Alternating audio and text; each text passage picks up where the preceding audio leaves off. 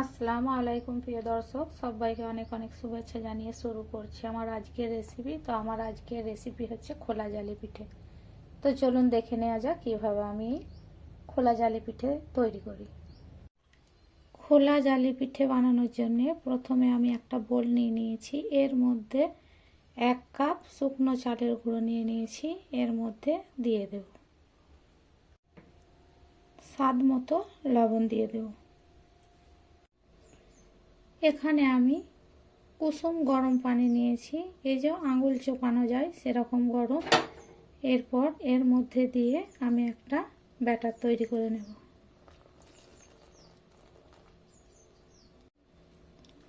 আমি হাত দিয়ে মেখে নেব।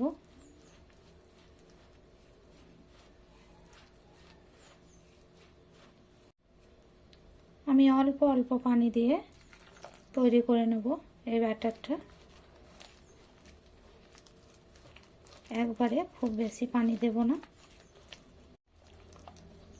আমি হাতের সাহায্যে এভাবে মেখে এরকম একটা পাতলা ব্যাটার তৈরি করে নিয়েছি। আমি এর থেকে আর পাতলা করব না, কারণ এর সঙ্গে আমি আরও কিছু মেশাবো, তাই এটাকে একটু সরিয়ে রাখছি।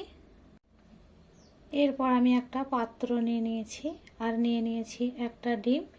এই ডিমটা আমি এই বাটির মধ্যে ভেঙে নেব।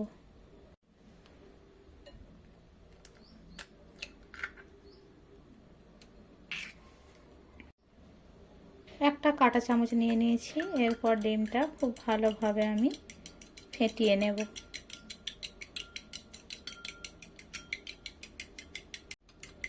ডিম খুব ভালোভাবে মিশিয়ে নিয়েছি। এরপর আমি এটা সরিয়ে নেব। ডিমটা এবারে চালের মিশ্রণের ওপর দিয়ে দেব।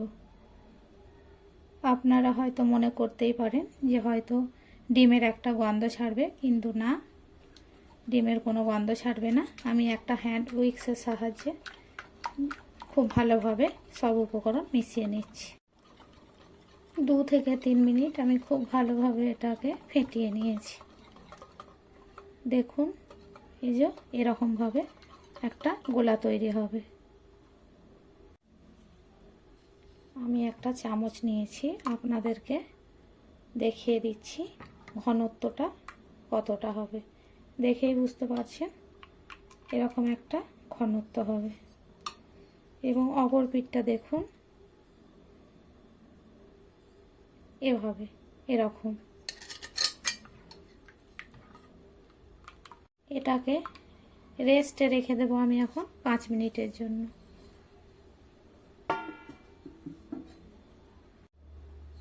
ব্যাটারটা রেস্টে রাখা 5 মিনিট হয়ে গেছে। আমি আর একবার চামচে করে মিশিয়ে নেব সব কিছু। এরপর চুলা ধরিয়ে চুলার আঁচ লো টু মিডিয়ামে রেখে আমি এরকম একটা বাটিতে তেল নিয়ে নিয়েছি। এরকম কটনের একটা কাপড় নিয়ে হালকা করে এভাবে করে তেল লাগিয়ে নেব।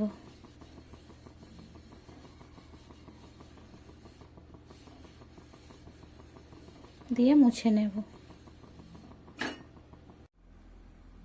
এরপর আমি এর মধ্যে 1 হাতা ব্যাটার দিয়ে দেব, দিয়ে খুব ভালোভাবে ঘুরিয়ে নেব।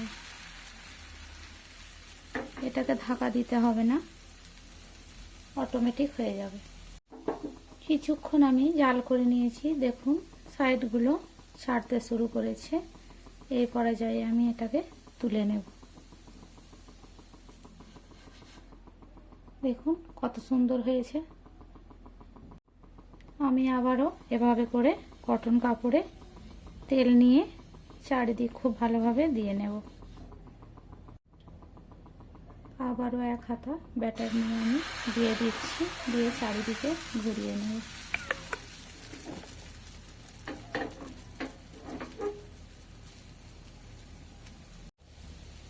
দেখুন এই পিঠাটাও আমার হয়ে গেছে, কারণ ধারটা ছাড়তে শুরু করে দিয়েছে, তখনই বুঝবেন আপনার পিঠাটি হয়ে গেছে। এভাবে করে আমি তুলে নেব। একইভাবে সব পিঠাগুলো আমি তৈরি করে নেব।